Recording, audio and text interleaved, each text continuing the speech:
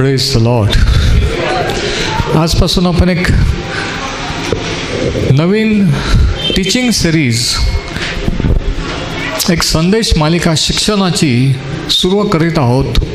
जसं आपल्याला माहीत आहे की दर महिन्याला आपण वेगळा विषय किंवा एखाद्या शास्त्राचा पुस्तकाचा स्टडी करतो. आजपासून जो विषय मी घेणार आहे तो प्रत्येकाशी संबंधित आहे. तो ख्रिस्ती असो, कोणत्याही जाती धर्माचा असो, तो श्रीमंत असो, गरीब असो, तो धार्मिक असो नसो, तो नोकरी करणारा असो, काही धंदा करणारा असो, व्यवसाय करणारा असो. आणि तो विषय आहे समृद्धी, प्रॉस्पेरिटी. आणि ह्या संदेश मालिकेचं नाव आहे entering into your wealthy place in God. देवाने नेमलेल्या समृद्धीच्या स्थळी पोहोचणे.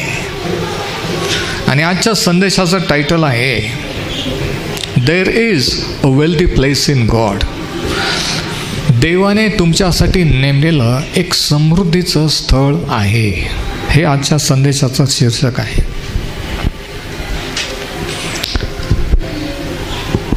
आता बरेच वेळेस मी लहानपणापासून चर्चमध्ये पाळत लोकांना स्वर्ग, नरक, पाप, देव, सैतान वगैरे वगैरे ह्या विषयावर संदेश देताना आपण ऐकलेला आहे, मी ऐकलेला आहे.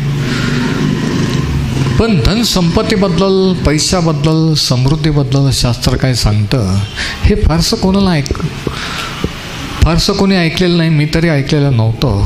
आणि म्हणून आपण आज पाहतो की सेवकांची, ख्रिस्ती समाजाची, लोकांची आणि काही वेळा देवाच्या लोकांची देखील परिस्थिती ही लाजिरवाणी आहे की आपण जगाच्या रीतीने, जगाच्या मार्गाने दुसऱ्यांच्या भरोश्यावर आहोत. आपण इतर बाबतीत उन्नती केलेली आहे, परंतु आर्थिक बाबतीमध्ये पाहिजे तसं आपण साक्ष ठरलेलं नाही आहे. आणि हे कोणालाही मान्य करावं लागेल, नाही का? आणि म्हणून मी प्रार्थना करत होतो की आता नेक्स्ट सिरीज नवीन कोणत्या विषयातून कशा रीतीने. आणि माझा असा विश्वास आहे की परमेश्वराने ही गरज, ही काळाची गरज, ही मंडळीची गरज आणि हा टाईमली मेसेज त्याने दिलेला आहे. आणि तो असा की देवाने आपल्या प्रत्येकासाठी एक स्थळ, एक ठिकाण नेमलेलं आहे. बघा, ख्रिस्ती जीवन हा प्रवास आहे. देवाने त्याच्या लोकांना, इस्रायल लोकांना निवडलं. त्यांना गुलामगिरीतून, मिस्र देशाच्या गुलामगिरीतून काढलं यासाठी की त्यांना वतनाच्या देशात नेण्यासाठी. मिस्र देश हा माणसाचं तारण झाल्यापूर्वीच्या जीवनाचं प्रतीक असतो. फारो सैतानाचं प्रतीक आहे. प्रत्येक जण ह्या जगात जन्मलेला सैतानाच्या अधीन आहे, पापाच्या अधीन आहे. तो स्वतःला मुक्त करू शकत नाही, धर्मकर्माने तो मुक्त होऊ शकत नाही. आणि म्हणून देवाने त्याचा पुत्र पाठवला. जसं त्या काळात मोशेच्या द्वारे त्यांनी आणलं, तसं प्रभू येशू ख्रिस्ताच्या द्वारे त्याने आपल्याला सैतानाच्या गुलामगिरीतून मुक्त केलेला आहे. आणि ज्यावेळेस तारण होतं त्यावेळेस आपल्या ख्रिस्ती जीवनाचा खरा प्रवास सुरू होतो. किती जणांचा प्रवास सुरू झालेला आहे. जोपर्यंत तारण होत नाही आपण तिथंच असतो. पण देव ज्यावेळेस आपल्याला पाचारण करतो, बोलवतो, ते तिथून त्याने नेमलेल्या ठिकाणी नेण्यासाठी, कुठंतरी जाण्यासाठी. फक्त पापांची क्षमा होऊन, कोणत्या तरी चर्चला जाऊन, काहीतरी सेवा करून आणि एक दिवशी स्वर्गात जाण्यासाठी नाही आहे. या आयुष्यासाठीच सुद्धा त्याने एक ठिकाण, एक स्थळ नेमलेलं आहे. आणि त्यांच्यासाठी promise land for the people of Israel. It was a promise land for the people of God. Today it is a land of God's promises. तो वचनाचा देश होता त्यांचा. आज आपल्यासाठी वचनांचा देश आहे की जे वचनात लिहिलेलं आहे ते आपल्या जीवनात घडून येण्यासाठी. आणि त्यांना सांगितलं होतं की जर तुम्ही आज्ञापालन कराल तर हे सर्व आशीर्वाद देऊ, मी तुम्हाला सर्व पृथ्वी राष्ट्रावर उंच करील, एक साक्ष म्हणून जगापुढे, इतर देशांपुढे, लोकांपुढे ठेवीन. हा त्याचा उद्देश होता. आणि म्हणून आपण जर पाहिलं अनुवाद 28 आणि 3, डिट्रॉनॉमी 28:3 या ठिकाणी परमेश्वराने असं म्हटलं ज्यावेळेस त्याने मोशेच्या द्वारे त्याच्या लोकांना आज्ञा दिल्या, नगरात तू धन्य होशील, शेतापोतात तू धन्य होशील. धन्य या शब्दाचा अर्थ आशीर्वादित, ब्लेसेड. म्हणजे देवाचा आशीर्वाद आपण नगरात किंवा शहरात असलं तरी कार्य करतो, खेडोपाड्यावर शेतावर असलं तरी कार्य करतो. किती जण प्रेज द लॉर्ड म्हणू शकतो? किती जणांना समजतंय मी काय बोलतो ते? कोणतं ठिकाण महत्त्वाचं नाही की मी त्या ठिकाणी असतो तर आशीर्वादित झालो असतो. कोणत्याही ठिकाणी तो आपल्याला तिथून काढून आशीर्वादित करू शकतो. Praise the Lord. म्हणजे याचा अर्थ आपण कुठे असलो तरी आणि कोणताही व्यवसाय आपला असला तरीही, ज्या कामात तो हात घालशील त्यात मी तुला यश देईल. अमुकच कामात असं नाही आहे, म्हणजे कोणतंही काम. आणि म्हणून पण देवाने जे नेमलेलं ठिकाण आपल्यासाठी आहे तिथं तो आपल्याला फोर्स करत नाही आहे, तिथं तो आपल्याला चालवतो. आता बघा, सर्वांनी त्या वतनाच्या देशात पोहोचावं ही देवाची इच्छा होती, पण सर्वजण पोहोचले का? नाही. सर्वांची इच्छा आहे, सर्वांनी आशीर्वादित व्हावं ही देवाची इच्छा आहे. पूर्ण आयुष्य जगावं, जगापुढे साक्ष म्हणून राहावं इच्छा आहे, पण सर्वजण आशीर्वादित आहे का? नाही आहे. सर्वजण त्या ठिकाणी पोहोचलेत का? नाही आहे. काही जण अरण्यात मरण पावले, ते तिथपर्यंत पोहोचले नाही अविश्वासामुळे. म्हणून तो फोर्स करत नाही, तर तो आपल्याला मार्गदर्शन करतो. He does not force, he leads. आता स्तोत्र 66 आणि 12 या ठिकाणी काय म्हटलेलं आहे बघा. स्तोत्रसंहिता 66 आणि वचन 12, Psalm 66:12. इथं स्तोत्रकर्ता असं म्हणतो, तू मनुष्यांना आमच्या डोक्यावरून स्वारी करावयास लाविले, आम्ही अग्नीत व पाण्यात सापडलो, तरी तू आम्हास बाहेर काढून समृद्ध स्थळी आणले. समृद्ध स्थळी हे 2 शब्द अंडरलाईन करा. Thou has brought us into a wealthy place. Underline wealthy place. एक समृद्ध स्थळ देवाने त्यांच्यासाठी नेमलेलं होतं. एक समृद्ध स्थळ देवाने तुमच्या माझ्यासाठी नेमलेलं आहे. आणि त्याने त्यांना कुठून तरी काढलं आणि कुठं तरी आणलं. तो कुठून तरी काढतो आपल्याला, आपण कुठं तरी पडलेलो असतो, पण तिथून काढून त्याने नेमलेल्या स्थळी आणतो आणि त्याचं कार्य, त्याचा गौरव करून घेतो. आणि म्हणून म्हटलं की ख्रिस्ती जीवन हा प्रवास आहे. Christian life is a journey. तो प्रवास एक तर आयुष्य संपल्यावर संपतो किंवा प्रभू येशू ख्रिस्त आल्यावर संपेल, पण इट इज अ जर्नी. नाही पण माझं वय झालं, आम्ही खूप केलं. नाही, वय तरी झालं तरी देव चालवत असतो, नेत असतो, काहीतरी करत असतो. आणि म्हणून असं नाही की आता माझं वय झालं, मी रिटायर झालो. देवामध्ये कोणी रिटायर होत नसतं. नाही पण तुम्हाला माहीत नाही ब्रदर, आम्ही काही पालक किंवा सेवक नाही, आम्ही तर मेकॅनिक आहोत, आम्ही तर काहीतरी गॅरेज, आम्ही तर काहीतरी काम धंदा करतो. तुम्ही काही काम धंदा करा, कोणतंही काम करा, जर तुम्ही ख्रिस्तामध्ये आहात तर तुमचा प्रवास सुरू झालेला आहे, तुमची देवाबरोबरची वाटचाल सुरू आहे. तर या ठिकाणी असं लिहिलेलं आहे की त्याने त्यांना बाहेर आणलं, म्हणजे मिस्र देशाच्या गुलामगिरीतून, त्या दास्यगृहातून, गुलामगिरीतून, त्या त्रासातून, अडचणीतून. आणि ह्या ठिकाणी 12व्या वचनात लिहिलं आहे की आम्ही अग्नीत व पाण्यात सापडलो. अग्नी आणि पाणी हे क्लेश आणि दुःख, त्रास याचं प्रतीक आहे. किती जण म्हणू शकतात की मी अग्नीतून, पाण्यातून गेलेलो आहे. ख्रिस्ताबरोबर, देवाबरोबर असताना, देवाबरोबर नसताना देखील ज्यावेळेस आपण संकटातून, अडचणीतून जात असतो, आपल्याला वाटतं की संपला, पण नाश पावलो, पण नाही, तो तिथून काढून बाहेर आणू शकतो. जर तुम्हाला अनुभव आला असेल तर तुम्ही आमेन म्हणाल. जर नसेल तर माझी प्रार्थना आहे की देव तुम्हाला हा अनुभव देईल. हे वचन तुमच्याशी बोलेल, तुम्हाला दाखवून देईल की तुमची लेवल काय आहे आणि काय असू शकते, तुम्ही कुठं आहात आणि कुठं जाऊ शकतात. तर पहिला पॉईंट हा, God has a wealthy place for us in him. वचन 12 सांगितलं की त्याने त्यांना समृद्ध स्थळी आणले. एक समृद्ध स्थळ त्याने त्यांच्यासाठी नेमलेलं होतं. एक समृद्ध स्थळ त्याने माझ्यासाठी आणि तुमच्यासाठी नेमलेलं आहे. म्हणा, त्याने माझ्यासाठी एक समृद्ध स्थळ नेमलेलं आहे. आणि जर ते म्हटलं तर विश्वास धराल, जर म्हटले असेल, जे म्हटलं त्याच्यावर जर विश्वास असेल तर ते देव घडवून आणेल. जसे आजोबा होते, जसे वडील होते, जसे ते फेल गेले, व्यसनाधीन गेले, मरून गेले, त्यांनी काही कामाचे नव्हते, सगळं घरानं उद्ध्वस्त झालं, तो सीन रिपीट होणार नाही आहे. जर येशू ख्रिस्ताला शरण याल, देवाला शरण याल, तर ते चक्र, त्या चक्रातून तुम्ही बाहेर पडाल. कारण ते समृद्ध स्थळी पोहोचले नाही. ते जर पोहोचले असते तर आपण इथं नसतो. पण ते पोहोचले नाही, पण आपण पोहोचू. आणि आपण जर पोहोचलो तर आपल्या पुढच्या पिढीला, मुलाबाळांना आपण तिथे नेऊ शकू. नाही तर आपण जो धंदा करतो तेच ते करतील. ते गॅरेजमध्ये मॅकॅनिकचं काम करतील, नाही का, ते पण शिकणार नाहीत आणि आपण त्याच्यातच खुश राहू. पण ही देवाची इच्छा नाही आहे. तो म्हणतो, माझ्या मुला माझे शिक्षण तुच्छ मानू नको. देवाची इच्छा आहे की आपण शिकावं. आणि डॉक्टर साहेबांनी पण सांगितलं की कशा रीतीने त्यांनी शिक्षण केलं. आणि कोणीतरी म्हणेल की या वयात कोणी ॲडमिशन घेतं का?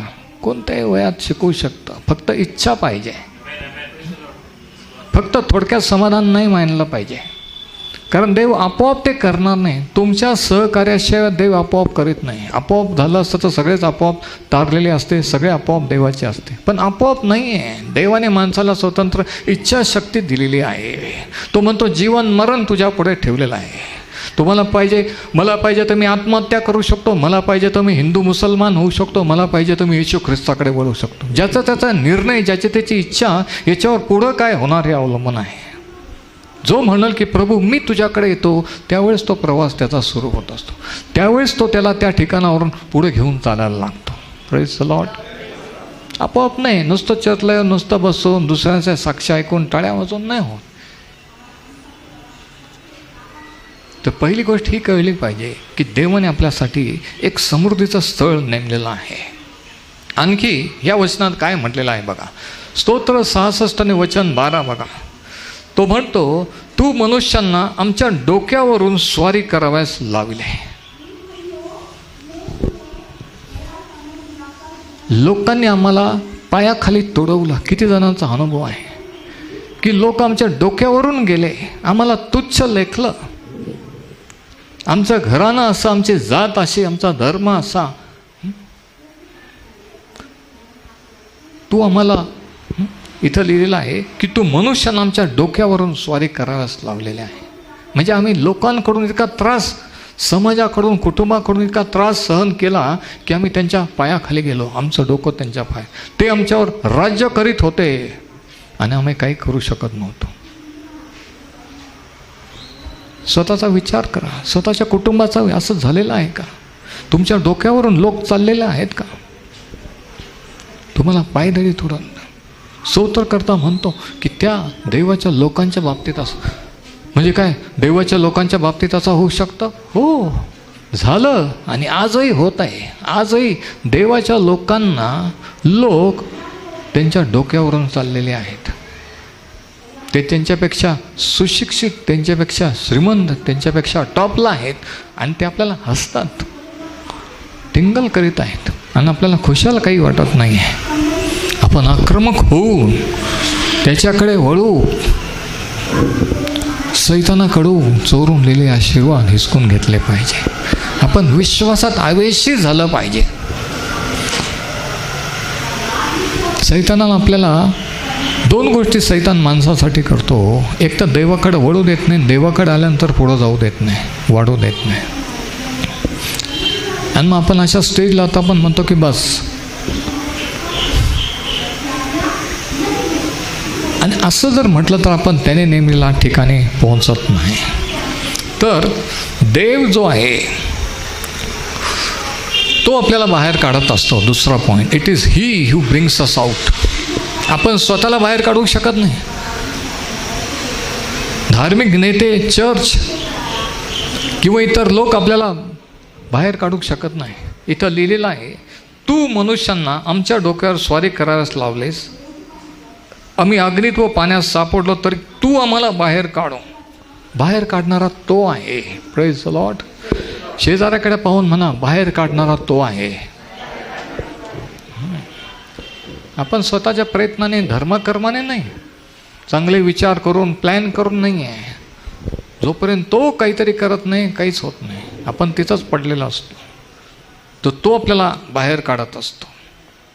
दुसरी गोष्ट, स्तोत्र 102. आता हे जे लिहिलेलं आहे की त्याने आपल्यासाठी नेमलेलं समृद्धीचं स्थळ आणि आपण त्या ठिकाणी पोहोचावं, हे कधी होतं, कधी होऊ शकतं. बऱ्याच जणांना असं वाटतं की आपण स्वर्गात गेल्यावर आपले सगळे प्रॉब्लेम सुटतील. ते सुटतील, पण आत्ताचं काय?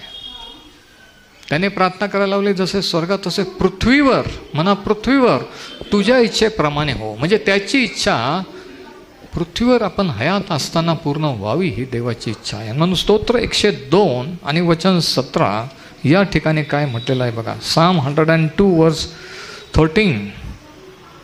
स्तोत्र संहिता 102 आणि वचन 13.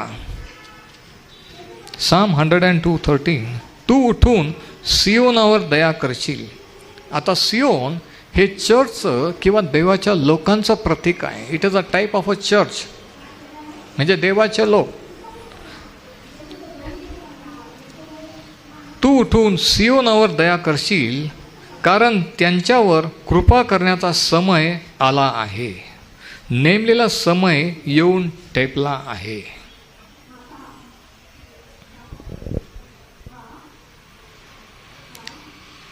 इंग्लिशमध्ये असं म्हटलं की Thou shalt arise and have mercy upon Zion, for the set time of our deliverance has come.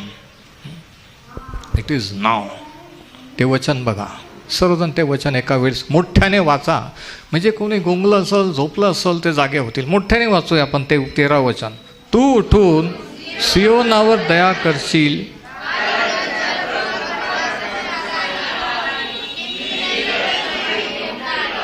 नेमिलेला समय येऊन, म्हणजे एक दिवशी येईल. तुम्हाला माहीत नाही बरं, एक दिवशी आम्ही विश्वास धरेल, एक दिवशी होईल. आणि करता करता आयुष्याचे वर्ष, आयुष्य निघून जातं. माणसं म्हातारे होतात आणि त्याच घरात राहतात, तेवढे शिकलेले असतात. त्यांनी जे केलं पोरं तेच करतात आणि वाट पाहत की एक दिवशी येईल. काय चाललेलं आहे? कशा प्रकारचा विश्वास? वर्षानुवर्ष आपण तिथंच आहोत का? जर आहोत तर ती देवाची इच्छा नाही आहे, ती आपली इच्छा आहे. आपण खोटं समाधान मानलेलं आहे म्हणून आहे. तर या ठिकाणी लिहिलं आहे की त्याचा दया करण्याचा समय येऊन ठेपलेला आहे. म्हणजे तो समय आपल्याला त्या ठिकाणी नेण्याचा कधी आहे? आज आहे, आत्ता आहे. कधी आहे?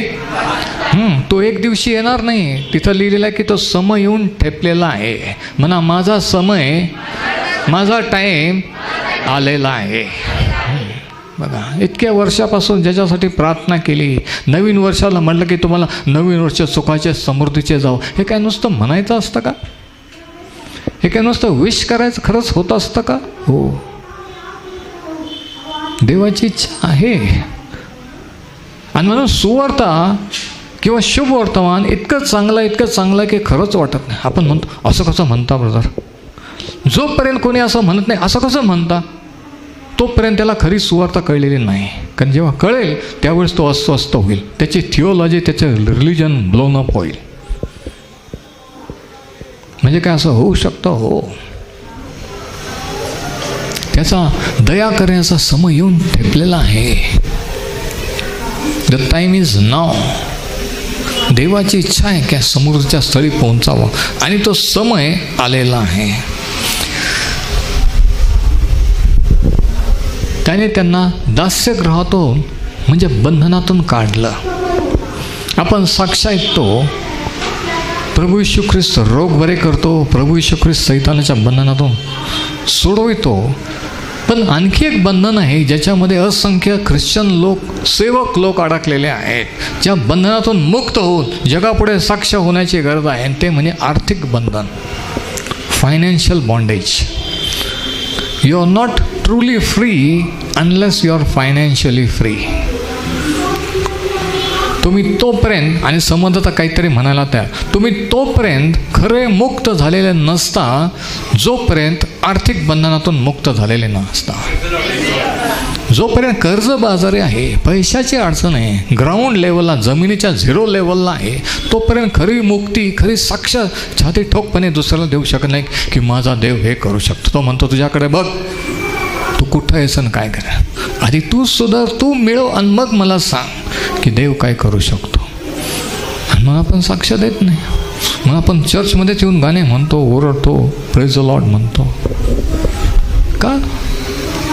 कारण आपल्याला माहीत नाही आहे की देवाने एक समृद्धीचं स्थळ नेमलेलं आहे. आपल्याला माहीत नाही की तो टाईम आपला आलेला आहे. सैतानाने अनेक वर्षापासून खोटं सांगून आपल्याला जागेवर बसवून टाकलेलं आहे. आपल्या बापदादांना जागेवर बसवून टाकलं होतं आणि आपल्याला बसवून टाकलेलं आहे की नाही रे, तसं नाही आहे. आणि कोणीतरी नाही, पण देवाची इच्छा असली तर होईल. देवाची इच्छा त्याच्या वचनात लिहिलेली आहे. देवाची इच्छा काय कोणाचं डॉक्टरचं ओपिनियन, कोणाचा अंदाज किंवा मला तुम्हाला काय वाटतं हे नाही आहे. तर देवाने त्याची इच्छा रायटिंगमध्ये, लेखी त्याच्या वचनात दिलेली आहे. जर वचन वाचलं तर त्याची इच्छा कळते. त्याची इच्छा आहे की त्या समृद्धीच्या स्थळी आपण पोहोचावा. म्हणा माझा समय आलेला आहे. शेजाऱ्याकडे पाहून पाहणे, विश्वासाने म्हणा माझा समय आलेला आहे. शास्त्र सांगतं की त्याने नेमलेला समय येऊन ठेपलेला आहे. आमेन. कोणाला तरी प्रकट झालं, कोणाला तरी क्लिक झालं. कोणीतरी म्हटलं सैताना ऐक, मीच तो आहे तो म्हटलो की माझा समय आलेला आहे. मी आतापर्यंत तुझी लबाडी, लोकांची लबाडी ऐकली की कधीच परिस्थिती सुधारणार नाही, कधीच तू पुढं जाणार नाही, कधीच काही करणार नाही आहे. पण माझा समय आलेला आहे. सियोनावर कृपा करण्याचा समय येऊन ठेपलेला आहे. आमेन. आता याच्यासाठी आपण काय केलं पाहिजे? आर्थिक बंधनातून मुक्तीसाठी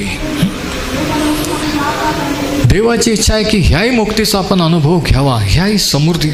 पहिली गोष्ट ही की प्रभू येशू ख्रिस्ताच्या द्वारे देवाने ह्या बाबतीत आपल्यासाठी काय केलं हे आपण जाणून घेतलं पाहिजे की खरंच देवाची इच्छा आहे का. ज्यावेळेस देवाने त्याच्या लोकांना आज्ञा दिल्या मोशेच्या द्वारे, त्याने आशीर्वादाने शाप स्पष्ट केले आणि आशीर्वादामध्ये समृद्धी, नगरात, शेतापोतात म्हणजे कामधंद्यात तू आशीर्वादित होशील असे सांगितलं. आणि शापामध्ये सांगितलं की ज्या कामात तू हात घालशील त्याच्यात तू अपयशी ठरशील. म्हणजे यशस्वी व्हावं, समृद्ध व्हावं ही देवाची इच्छा आहे. म्हणजे शाप, अडचण, दारिद्र्य हे देवापासून नाही. अनेक धार्मिक लोकांना असं वाटतं, मला पण अनेक वर्ष वाटत होतं की देवाचे लोक म्हणजे आपण साधू झालं पाहिजे, आपण एकदम सिंपल राहिलं पाहिजे, आपण एकदम गरीब है ना. पण कुठंतरी काहीतरी शास्त्र माहीत नसताना लोकांचे आमचे आजोबा पाळक होते आणि ते म्हणायचे पाळक लोकांचे पगार वेळेवर नाही. आणि ही कुठंतरी वाटायचं कुठंतरी सत्य आहे, पण कुठं आहे काही माहीत नव्हतं. की देव जर आहे आणि येशू ख्रिस्ताने जर मिळवलं तर निश्चितच अशा लेवलचं जीवन जगण्यासाठी नाही आहे. आयुष्यभर कष्ट करून मरून जाण्यासाठी नाही आहे. काहीतरी चांगल्या टाईपचं. जर तो म्हटला की मी आलो आहे की तुम्हाला जीवन प्राप्ती व्हावी आणि ती विपुलतेने व्हावी, तर मला असं वाटलं की निश्चितच हे विपुल जीवन नाही आहे. घडी घडी एक कर्ज काढणं, दुसरं काढणं, कर्ज बाजार राहणं, दारिद्र्य रेषेखाली राहणं, घडी घडी आजारी, हे काही विपुल जीवन याला आणि ह्याच्यासाठी येशू ख्रिस्त आलेला नाही आहे. ही कॉमन सेन्स ज्याला तो सुद्धा समजू शकेल. म्हणजे पहिली गोष्ट ही कळली पाहिजे की असं ठिकाण आणि ही देवाची इच्छा आहे. Praise the Lord. दुसरी गोष्ट ही कळली पाहिजे की तो टाईम येऊन ठेपलेला आहे. आणि तिसरी गोष्ट आपल्याला ही कळली पाहिजे की ही जी देवाची इच्छा आहे, देव त्याच्या योजना सिद्धीस नेण्यासाठी त्याचे मार्ग असतात, त्याचे लोक असतात, त्याने नेमलेला टाईम असतो. God is a God of plan, purposes and design. परमेश्वर उद्देश, ध्येय आणि योजना असणारा देव आहे. तो अचानक आपोआप काय करत नाही की आता कोणीतरी देवाकडं आलं, आता ते माझ्या राज्यात आलं, आता यांचा कसा उपयोग करावा. नाही, जग स्थापनेपूर्वी ख्रिस्तामध्ये त्याने निवडून घेतलेले आहे यासाठी की आपल्याद्वारे इफिस 2:8 आणि 9 सांगितलेलं आहे की तुमचे तारण कृपेने विश्वासाच्या द्वारे झालेले आहे.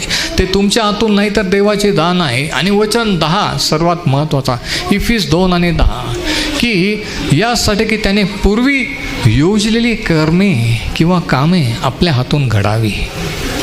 म्हणजे आपण त्याच्याकडं वळल्यानंतर आपण कोणत्या घराण्यात जन्म घेऊ, कितव्या वर्षी त्याच्याकडे येऊ, नंतर काय करू, कोणती सेवा करू, हे सर्व त्याने अगोदर प्लॅन केलेलं असतं. हे आपल्याला कळलं पाहिजे. किती जण ऐकत आहेत, किती जणांचं लक्ष आहे. हे इतकं महत्त्वाचं आहे की ह्याच्यापेक्षा महत्त्वाचं काहीच नाही आहे.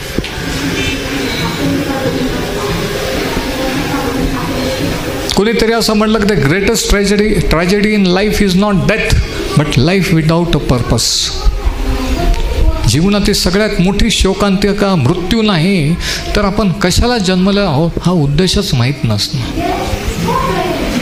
आपण कुठून आलो, कुठं चाललोय, किंवा बिलिव्हर झाल्यानंतर देवाकडे नंतर कशाला देवाने तारलं, काय केलेलं आहे हे न समजणं. बघा, देवाची इच्छा जाणून घेतली. इफिसकरास पत्र 5 अध्याय 17 वचन, या ठिकाणी देवाच्या इच्छेबद्दल पाहूया की देवाच्या इच्छेबद्दल काय लिहिलं. इफिजियन्स 5:17, इफिस 5 आणि 17 इथं पाऊल लिहितो की तुम्ही मूर्खासारखे होऊ नका, तर प्रभूची इच्छा काय आहे हे समजून घ्या.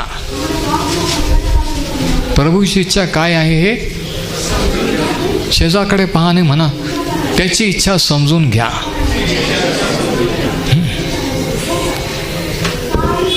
देवाची इच्छा आहे की आपल्याला काय माहिती देवाची इच्छा काय, ह्या बोललेला अर्थ नाही आहे. हे अडाणी पण अज्ञान आहे, हा अविश्वास आहे. देवाने त्याची इच्छा त्याच्या वचनात प्रकट केलेली आहे आणि ती समजून घ्यावी ही त्याची इच्छा आहे. आणि समजून घेणं हे तुमचं माझं कर्तव्य आहे. म्हणून इथं लिहिलं आहे की मूर्खासारखे होऊ नका, तर प्रभूची इच्छा काय आहे हे समजून घ्या. त्याची इच्छा समजावी ही त्याची इच्छा आहे. म्हणजे काय, म्हणजे हे की आपण त्याची इच्छा समजू शकतो. नाही पण आपण नाही म्हणजे काय देवाची इच्छा कोणाला कळू शकतो. हो, नाही पण मला वाटलं की शास्त्र कोणालाही समजत नाही. कसं कोणालाही समजतो. खऱ्या मनाने पश्चातापी अंतःकरणाने देवामध्ये चालत असताना त्याचं वचन समजण्यासाठी लिहिलेलं आहे. Praise the Lord. ते काय गुपित काही ते गुज आणि त्याच्यावर कोणाचं ओपिनियन आणि हे आणि ते त्याच्यासाठी नाही दिलेलं आहे. ते वैयक्तिक पर्सनल समजण्यासाठी दिलेलं आहे की तो कोण आहे, आपण कोण आहोत, त्याने आपल्यासाठी काय केलेलं आहे, काय नेमलेलं आहे, आपण तिथं जावं. योहानाचे 3 पत्र 2 वचन, 3 जॉन, योहानाचे 3 पत्र आणि वचन 2, या ठिकाणी देवाची इच्छा काय आहे बघा. 3 जॉन छोटंसं पत्र आणि वचन 2, प्रिय बंधू, जसा तुझा आत्मा सुस्थितीत आहे, म्हणजे जसं आत्मिक जीवनात समृद्धी, सुस्थिती, भरभराट आहे, तसे तुला सर्व गोष्टीत सुस्थिती व आरोग्य असावे अशी मी प्रार्थना करतो. देवाची इच्छा आहे का सर्व बाबतीत सुस्थिती असावी? मी तुम्हाला विचारतोय, देवाची इच्छा आहे का? किती जणांच्या पुढं हे वचन आहे? किती जणांचा त्या वचनावर विश्वास आहे? कोण मेरीप्रमाणे म्हणू शकतो की तुझ्या वचनाप्रमाणे मला घडव?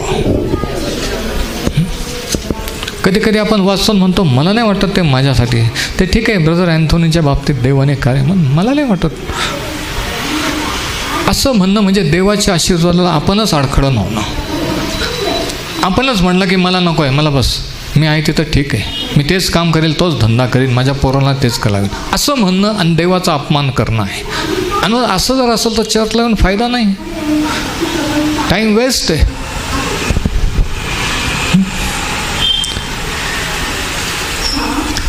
तो म्हणतो की जसा तुझा आत्मा सुस्थितीक आहे. देवाची इच्छा काय त्या वचनात बघा. सर्व म्हणजे किती? सर्व म्हणजे ऑल. सर्व गोष्टीत, कामधंद्यात, बिझनेस जे काही असेल सर्व गोष्टीत कौटुंबिक व आरोग्य असावी अशी मी प्रार्थना करतो. पाऊल म्हणतो की मूर्खासारखे होऊ नका, देवाची इच्छा समजून घ्या. देवाची इच्छा काय आहे तर हे आहे. कोला जर वाटत झालं की मला काय माहीत, मला देवाची इच्छा माहीत नाही, मी कसा काय विश्वास धरू, हे वचन त्याची इच्छा प्रकट करतं. ही देवाची इच्छा आहे. अनुवाद 8 आणि 18 आणखी देवाची इच्छा काय आहे बघा. अनुवादाचं पुस्तक ड्यूटरॉनॉमी 8:18. अनुवाद 8 आणि 18. हालेलुया. तू आपला देव परमेश्वराचे स्मरण ठेव, कारण धन प्राप्ती करून घेण्याचे सामर्थ्य तोच तुला यासाठी देत आहे की. म्हणजे काय, देव धन प्राप्ती करून घेण्याचं सामर्थ्य देतो? हो.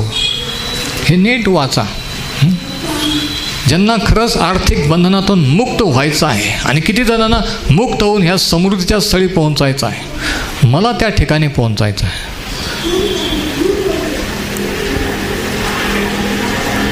धन प्राप्ती करून घेण्याचे सामर्थ्य तो तुला देतो. ती ज्ञान, बुद्धी, ती कला, कौशल्य, टॅलेंट तो तुला देतो, ज्याच्यातून तू धन कमवू शकतो. स्तोत्र 112 वचनं 1 ते 3. साम 112. स्तोत्र संहिता 112 आणि वचनं 1 ते 3 या ठिकाणी बघा. म्हणजे देवाची इच्छा आहे की आपण समृद्ध व्हावं. परमेश्वराचे स्तवन करा. जो मनुष्य परमेश्वराचे भय धरतो आणि ज्याचा हर्ष त्याच्या आज्ञांमध्ये आहे तो धन्य. आता धन्य म्हणजे आशीर्वादित. वचन 2. त्याची संतती म्हणजे मुलं बाळ, त्याची संतती पृथ्वीवर पराक्रम होईल. कोणाची? जो परमेश्वराचे भय धरतो, तो जो म्हणतो की मीच कमवतो, माझ्यामुळं आहे, मला देवाची कोणाची गरज, त्याच्यासाठी नाही आहे. हे सिलेक्टेड लोकांसाठी, देवाच्या लोकांसाठी हे आशीर्वाद आहे. त्याची संतती पृथ्वीवर पराक्रमी होईल, सात्विकांचा वंश आशीर्वादित होईल. आणि आता ऐका वचन 3, सर्वजण मिळून वाचूया. स्तोत्र 112 वचन 3. धन संपदा त्याच्या घरी असते, त्याचे नीतिमत्व सर्व काळ राहते. म्हणजे जो माणूस देवाचा भय धरतो त्याच्या घरी काही धन संपत्ती असते? नक्की? मग जरा गॅरंटी असल्यासारखं हो म्हणा, नाही तर काहीच म्हणू नका. 3रं वचन बघा. तसं माझ्याकडे पाहू नका आणि मग ठामपणे हो नाही तर नाही म्हणा. तिथं काय लिहिलेलं आहे? धन संपत्ती किंवा धन संपदा त्याच्या घरी असते. धन संपत्ती असावी ही देवाची इच्छा आहे का? हे जोपर्यंत कळत नाही, ह्याच्यावर जोपर्यंत तुमचा विश्वास होत नाही, तोपर्यंत सैतान तुमचं धन संपत्ती, तुमची नोकरी, बिझनेस अडवून ठेवेल.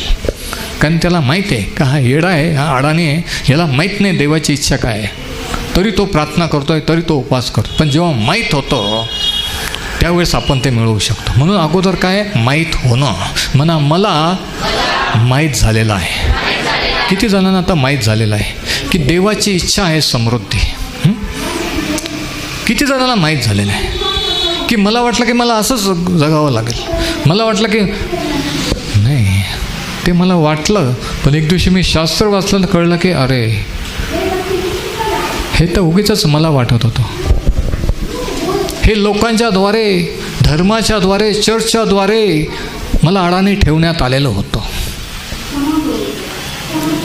पण आता मला कळलेलं आहे, सैताना ऐक, मी आता आजपासून माझ्या समृद्धीच्या स्थळी पोहोचणार आहे. मी आतापर्यंत पोहोचलो नाही, पण मी आता प्रवास सुरू केलेला आहे. देवाने माझ्यासाठी एक स्थळ नेमलेलं आहे.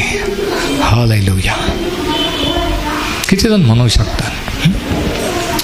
मला माहिती आहे की हे आपण कधी ऐकलेलं नाही, मी पण ऐकलं नव्हतं. मला माहिती आहे की विचित्र वाटतं, कारण ह्याच्याबद्दल ऐकत नाहीत.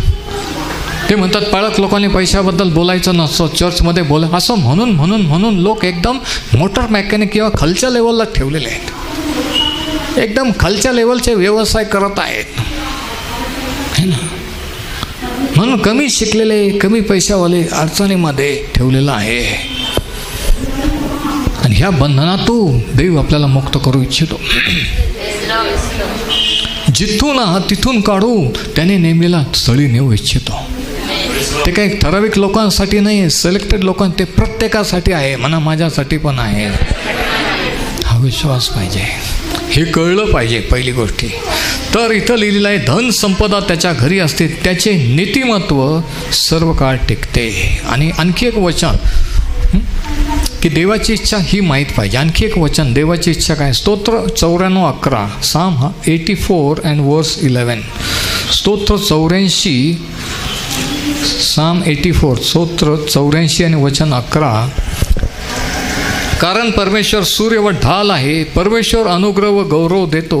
जे सात्विकपणे चालतात त्यांना, आणि आता ऐका, जे सात्विकपणे सरळपणे देवाच्या मार्गात चालतात त्यांना उत्तम ते दिल्या वाचून तो राहणार नाही. काय दिल्या वाचून? किती जणांना देवाचं उत्तम पाहिजे? हे बघा, तुमचं एक उत्तम आहे, माझं एक उत्तम आहे, पण देवाचं एक उत्तम आहे. तुम्हाला एक वाटतं, मला एक वाटतं की मी हे झालं पाहिजे, हे केलं पाहिजे. पण माझ्या जन्मापूर्वी, तुमच्या जन्मापूर्वी देवाने अगोदरच प्लॅन केलेला आहे की आपण काय करू शकतो आणि कुठं फिट होऊ शकतो, आणि तेच करावं. आणि ते देवाचं उत्तम. आणि देवाच्या योजना कधी फेल जात नाहीत. किती जणांना माहीत नाही. त्याने जर ठरवलं तर त्याच्या योजनेला कोणीच आड येऊ शकत नाही. आपलं शिक्षण किती असो, आपण कोणत्या घराण्यातले असो, आपले आईवडील कसे असोत, विषय नाही. देव त्याचं वचन पूर्ण करू शकतो. त्याला मर्यादा घालायच्या नाही. जे सात्विकपणे चालतात त्यांना उत्तम ते दिल्या वाचून तो राहणार. आता हे वचन हे कळल्यानंतर ह्याने काय होऊ शकतं? स्तोत्र 66:12 हे प्रगटीकरण जर आपल्याला मिळालं की देवाची इच्छा आहे समृद्धी, त्याने एक समृद्धीचंच ठिकाण नेमलेलं आहे. ह्याने काय होतं? स्तोत्र 66 आणि 12 परत हे समजल्यानंतर आणि आपण त्यावर विश्वास ठेवून चालायला लागल्यानंतर काय होतं? तू मनुष्यांना आमच्या डोक्यावरून स्वारी कराव्यास लाविले. म्हणजे जे लोक, ज्यांनी आपल्याला कंट्रोल केलं, ज्यांनी आपल्याला पायाखाली ठेवलं, ज्यांच्या भरोशावर आपण राहिलो, लाजीरवाणी लाचार राहिलो, ते आपण थांबवू शकतो. We can stop people from walking over our heads. काय लिहिले म्हणून सांगतो, परत एकदा वाचा, तसं पाहू नका, वाचा वचन 12. तू मनुष्यांना आमच्या डोक्यावरून स्वारी कराव्यास लावले. तुमच्या डोक्यावरून ज्या लोकांनी स्वारी केली आजपर्यंत, तुडवलेलं आहे, ते तुम्ही हे प्रगटीकरण कळल्यावर थांबवू शकता. जे झालं ते झालं, पण इथून पुढं तुम्ही होऊ देणार नाही, हे ठरवू शकता. तुम्हाला तुमचा हक्क, ख्रिस्तामध्ये आमचे हक्क समजले पाहिजे. Rights and privileges. बघा,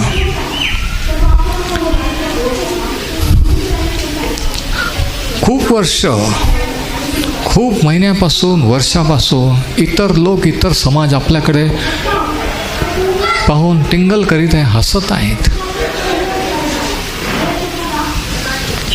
डोक्यावरून चालून गेलेले आहेत. पण जेव्हा आपण समृद्धीत चालू लागतो, समृद्धी स्थळी पोहोचतो, त्यावेळेस आपण त्यांचं तोंड बंद करू शकतो. Praise the Lord. आपण त्यांच्याकडं न पाहता त्यांनी आपल्याकडं पाहायला पाहिजे. Praise the Lord. आपण त्यांच्यापुढं साक्ष, आपण त्यांच्यापासून इम्प्रेस न होता, त्यांनी आपल्याला इम्प्रेस न करता आपण त्यांना इम्प्रेस करायला पाहिजे. त्यांनी म्हणायला पाहिजे की खरंच देवाचा आशीर्वाद हा असा असतो, खरंच लाईफ हे असं असतं, समृद्धी ही अशी असते. स्तोत्र 105 आणि वचन 37, Psalm 105 verse 37. बघा, समृद्धीबद्दल आणि देवाची इच्छा ह्या बाबतीत काय आहे बघा. वचन 37, स्तोत्र 105 37. त्याने लोकांना, म्हणजे इस्रायल लोकांना, सोन्या रुपया सगट बाहेर आणले. त्यांच्या लोकांच्या वंशात कोणी दुर्बळ किंवा आजारी नव्हता. आता त्या वचनाकडे पहा, वर पाहू नका. आजार किंवा दुर्बलच्या अगोदर कोणता आशीर्वाद आहे? सोन्या रुपयास आहेत, म्हणजे समृद्धीत. अगोदरच्याच दिवशी ते गुलाम होते, त्यांच्याजवळ काहीच नव्हतं. ते मिस्री लोकांचे गुलाम होते आणि रात्रीतून त्यांची परिस्थिती अशी बदलली की त्यांच्या अंगावर डागडागिने घालून, नवीन कपडे घालून ते मिस्र देशातून बाहेर पडले. 24 तासात परिस्थिती बदलणारा परमेश्वर आहे. किती जणांचा विश्वास आहे? जर कोणाला वाटत असेल की नाही त्याला बराच वेळ लागेल, अजून काही वर्ष लागते, काय एवढ्या लवकर होतं का? 24 तासात परिस्थिती बदलणारा देव आहे. फक्त विश्वास पाहिजे की ते होऊ शकतं. म्हणायचं नाही पण ते कसं होईल, नाही पण तुम्हाला माहीत नाही बदल. आम्हाला नाही माहीत, पण देवाला माहिती आहे, कारण परिस्थिती बदलणारा तो आहे.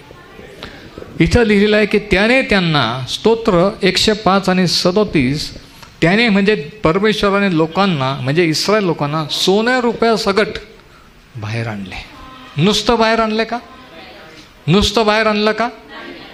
तो तुम्हाला मला नुसतं तारण करतो का? हां, आणि आपला दारिद्र्य ठेवतो का? त्याच घरात तीच नोकरी कर, तीच परिस्थितीत राहा आणि फक्त माझे साक्ष दे. काय साक्ष दे? नाही. टोटल ब्लेसिंग, संपूर्ण आशीर्वाद, शारीरिक, आर्थिक, आत्मिक सर्व बाबतीत सोन्या रुपया सहित बाहेर आणले. आणि मग पुढे लिहिले की त्यांच्यात कोणी दुर्बल किंवा आजारी नव्हता. म्हणजे काय म्हणतो काय 40 वर्ष कोणी आजारी पडलं नाही? शास्त्रात आपण कुठंच वाचत नाही. त्यांच्यापैकी कोणी दुर्बळ नव्हता. दुर्बळ आजारी असावं ही देवाची इच्छा नाही आहे. पुष्कळ लोक आजार देवाचा आशीर्वाद समजून शांत बसलेले आहेत की देवाची इच्छा असेल ते होईल. सैतानाने ह्या अज्ञानात त्यांना अडकून ठेवलेलं आहे. पण प्रभू येशू म्हणतो सत्य तुम्हाला समजेल आणि सत्य तुम्हाला स्वतंत्र करेल. सत्य हे कळलं पाहिजे की येशू ख्रिस्ताने आपल्यासाठी काय मिळवलेलं आहे, माझा हक्क माझं काय आहे. Praise the Lord. जोपर्यंत कळत नाही तोपर्यंत विश्वास ठेवू शकत नाही. जोपर्यंत विश्वास नाही तोपर्यंत ते तुमचं होऊ शकत नाही, मिळवू शकत नाही. नुसती प्रार्थना करून चर्च लिहून फायदा नाही आहे. बघा, तर त्यांनी फक्त त्यांना बाहेर आणलं नाही तर सोन्या रुपया सगट बाहेर आणलं आणि निरोगी बाहेर आणलं. त्यांच्यात कोणी दुर्बळ नव्हता. Praise the Lord. ते इतर देशांपुढे, लोकांपुढे साक्ष होते का हेच का ते गुलाम लोक, पण ह्यांच्या अंगावर तर एवढे दागिने दिसतात, ह्यांचे ते नवीन कपडे दिसतात. ही साक्ष होती. ह्यांच्या तर म्हातारे माणसं आहेत पण एकदम पायी एवढ्या वर्षापासून रानात राहतात, चालतात, तरी त्यांना काही झालेलं नाही आहे. ही साक्ष होती. त्यांच्यात कोणी दुर्बळ नव्हता. प्रिय बंधू, जसं तुझा आत्मा सुस्थितीत आहे तसे तुला सर्व गोष्टीत सुस्थिती व आरोग्य असावे अशी मी प्रार्थना करतो. ही देवाची इच्छा आहे तुमच्यासाठी. म्हणा, माझ्यासाठी ही देवाची इच्छा आहे. असं नाही की इकडे कमवायचं आणि तिकडं मेडिकल ट्रीटमेंटवर घालायचं, इकडं पैसे कमवायचे आणि तिकडं डॉक्टरला द्यायचे, इकडं पैसे कमायचे तिकडं कोर्ट केसला घालवायचे. ही देवाची इच्छा नाही आहे. ती इच्छा जर समजून घेतला असेल आणि शांत बसल्या तर आज उठून उभं राहा, कारण त्याचा कृपा करण्याचा, सियोनावर कृपा करण्याचा समय येऊन ठेपलेला आहे. तुमचा टाईम येऊन ठेपलेला आहे. आत्तापर्यंत धरून ठेवला, आतापासून तुम्ही त्याच्यातून उठून उभं राहा की सैतान ऐक, मला ते सत्य कळलेलं आहे, मी आता त्या सत्यावर विश्वास ठेवणार आहे. कोण म्हणणार आहे तसं? आणि शेवटी ह्या ठिकाणाचं वर्णन, की हे वर्णन, हा देश, हे ठिकाण जे देवाने त्यांच्यासाठी नेमलेलं होतं, समृद्धीचं स्थळ, ते कसं होतं बघा. आणि त्या ठिकाणी देवाला त्यांना न्यायचं होतं. आणि नेलं असतं तर शास्त्राची स्टोरी वेगळी असते, पण नेलं नाही, वेगळं काहीतरी घडलं आणि देवाला माहीत होतं म्हणून हे झालं. जर तुम्ही आणि मी देवाचं ऐकलं असतं पहिल्यापासून तर आपल्या लाईफची स्टोरी वेगळी असती.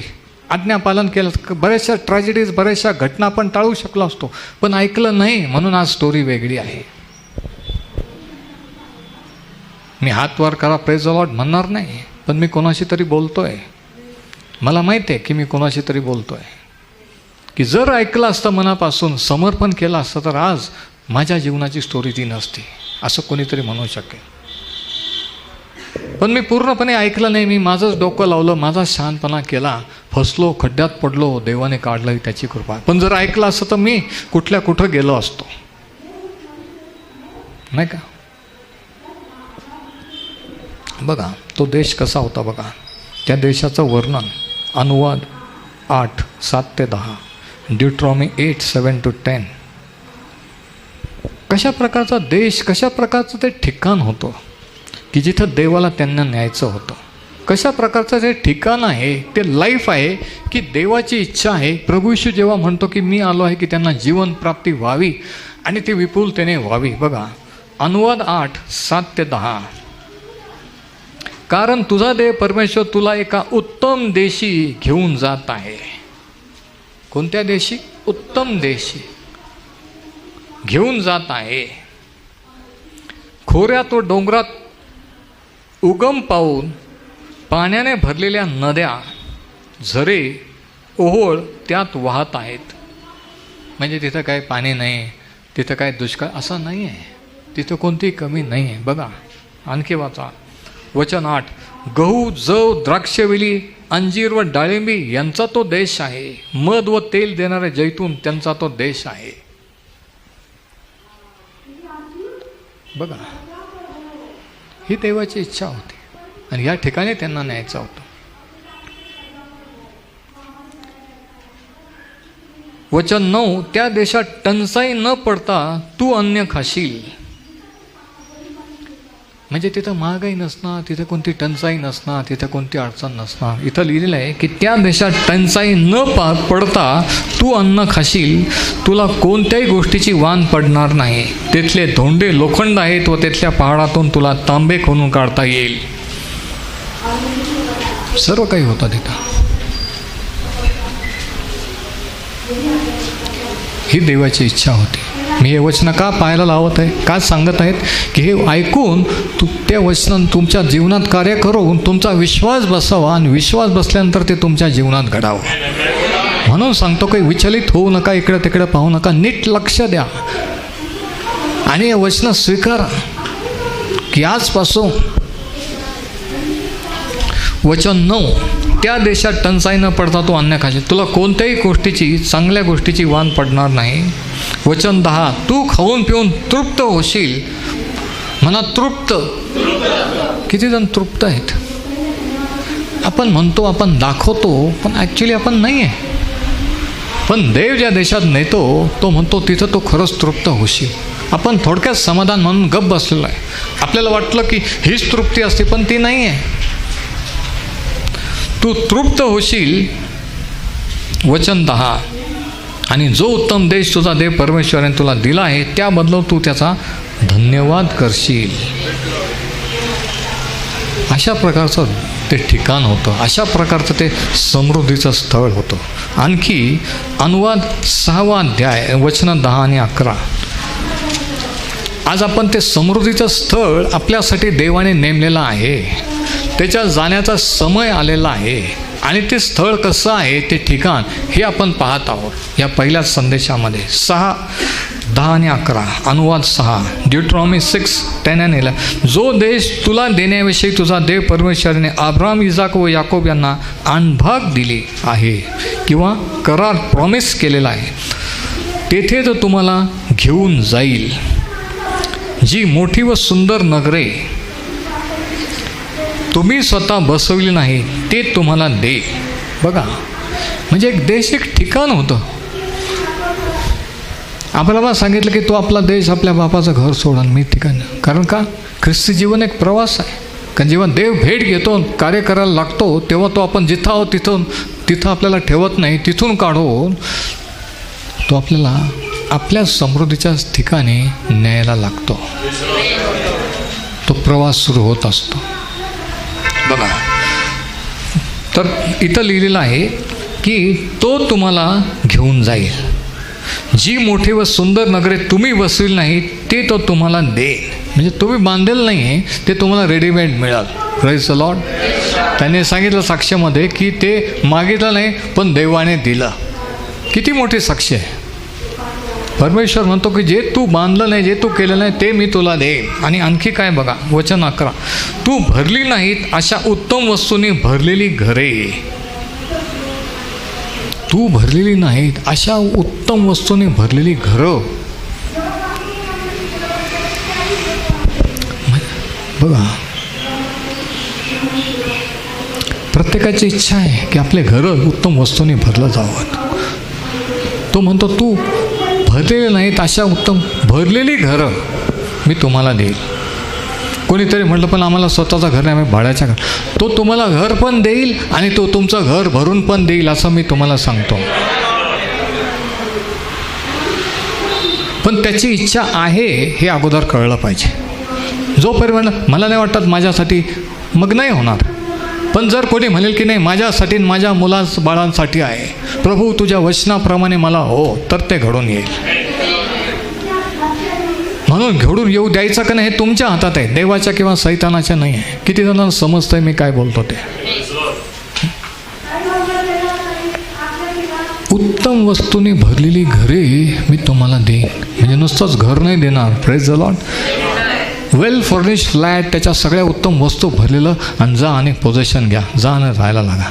हे चावी घे मनोज आणि जा उघड, असा त्याचा अर्थ आहे. Praise the Lord. की मला घर मिळालं आणि ते रिकामं, मग आता मी हे घेईल ते घेईल, तो तसं नाही. त्या वचनात काय लिहिलं? उत्तम वस्तूने भरलेली घरे. Praise the Lord. जोपर्यंत मनापासून प्रेज द लॉर्ड निघत नाही तोपर्यंत हे प्रगटीकरण इथून इथं आलेलं नाही आहे, लक्षात घ्या.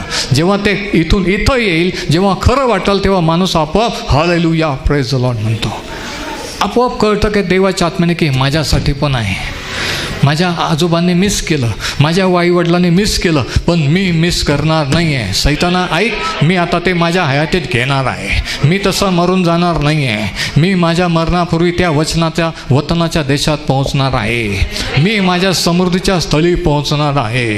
हालेलुया.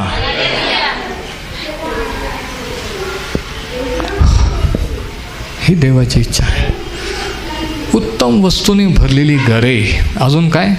तू खोदल्या नाहीत अशा खोदलेल्या विहिरी. सगळं रेडीमेड, की तिथे गेले मग आता कुठं पाणी लागतं, त्या पाण्यावाल्यांना बोलवा, बघा बरं इथं लागतं का, आणि नाही मग ते म्हणतात नाही मग दुसरीकडं खोदा. असं आहे का? खोदलेल्या विहिरी, रेडीमेड विहिरी. बघा सर्व रेडीमेड आहे. आदाम हवाला उत्पन्न करण्यापूर्वी त्यांना तयार केलं, मग त्यांना बाकीचं नाही तयार केलं, सगळं रेडी केलं आणि मग त्यांना निर्माण केलं. तुमच्या आणि माझं तारणापूर्वी, आपल्याला जन्मापूर्वी जे आयुष्यात लागेल ते सर्व देवाने पुरवठा करून ठेवला आणि मग आपल्याला जन्माला घातलेलं आहे. ख्रिस्ती जीवनमध्ये आपल्यासाठी काय पुरवलेलं आहे ते माहीत होणं आणि ते घेणं, याला म्हणतात ख्रिस्ती जीवन आहे. ते स्वर्गातून मिळवणं नाही आहे, ते दिलेलं आहे, मिळालेलं आहे. पण ते ठिकाण कुठं आहे? प्रभू मी तुझं ऐकेल आणि तुझ्या मागं चालेल, आणि त्याला तिथं घेऊन जाऊ दे ना.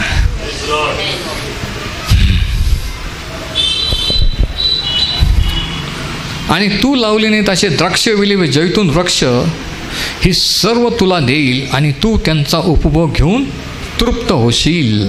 Praise the Lord. तृप्त व्हावं ही देवाची इच्छा आहे. आणि म्हणून मी असं म्हणतो की देवाला तुमचे घरं भरू द्या, देवाला तुम्हाला घर देऊ द्या.